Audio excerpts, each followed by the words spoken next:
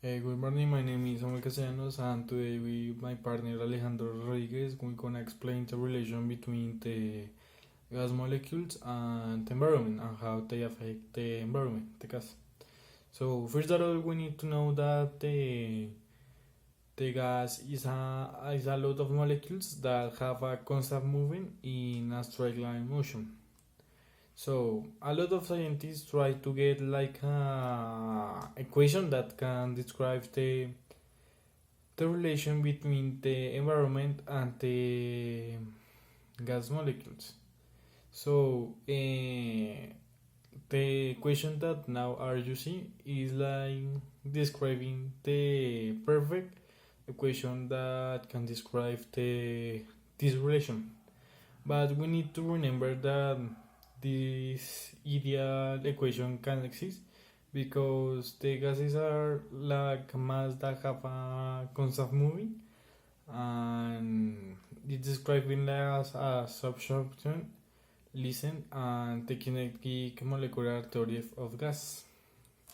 Now I'm gonna explain the kinetic theory of gases. And this theory was proposed by the Roman philosopher Lucretius, and this theory states that the microscopic bodies were composed on a small scale of atoms that move quickly, colliding with each other. So it can be considered like a physical and chemical theory. That the properties of this theory raise of that. Now I want to explain the properties of the kinetic theory of the gases. The first is that they occupy a small volume compared with the container. The second is that they are considered like a point of mass. The three properties that the molecules make a elastic collision with each other, and this generates the linear movement and the kinetic energy of the molecules.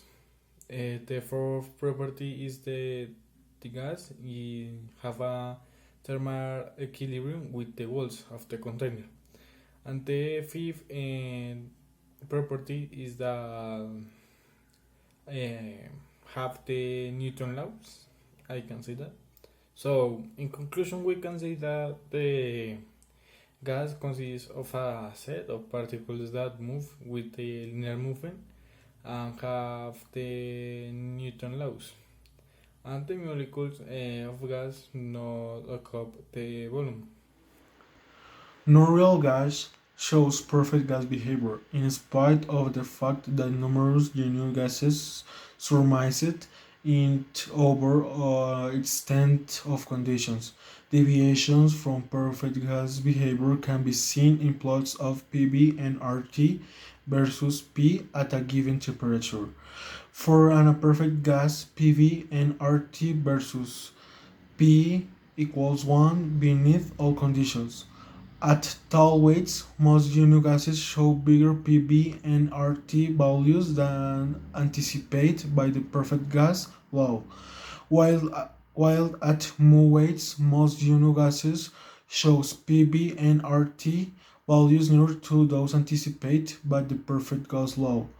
Gases most closely surmised perfect gas behavior at tall temperatures and mu weights.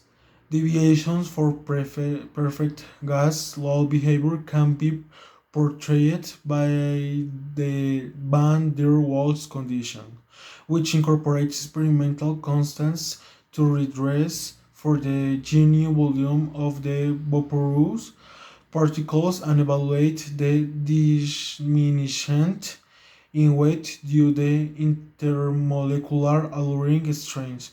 In case the temperature of gas is diminished adequately, liquefaction happens, in which the gas condenses into a fluid shape.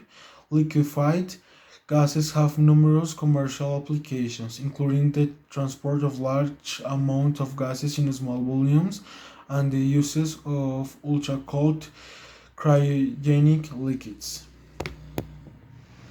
We have other variables like pressure in the gases. An ideal gas exerts a continuous pressure on the walls of the container that contains it. due to the collisions of the particles with the walls of these. Molecular shocks are perfectly elastic.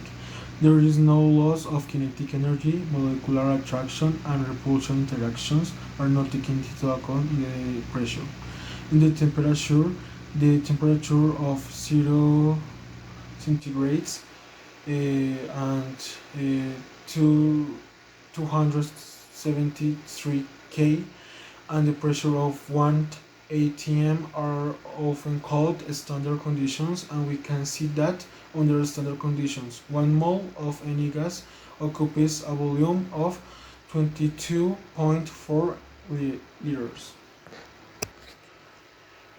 In the volume, the equations that describes these laws are special cases of ideal gas law. Pb equals nRT, where P is pressure of the gas, B is volume, and N is the number of moles of gas. T is the Kelvin's temperature, and R is the ideal universal gas constant.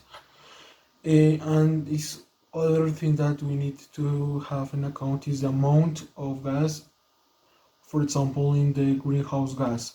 The WMO greenhouse gas bulletin has shown that the global average concentration of carbon dioxide reached 407.8 parts per million ppm in 2018 after being 405.5 ppm in 2017. In a hypothesis, if the greenhouse effect are bad, we because they doesn't have the control of their gases, the main consequences of the greenhouse effect are, among others, the following: increase in the average temperature of the earth of 0.2 degrees Celsius per decade, reduction in the surface of glaciers as a consequence, elevation of the water level of the seas and oceans.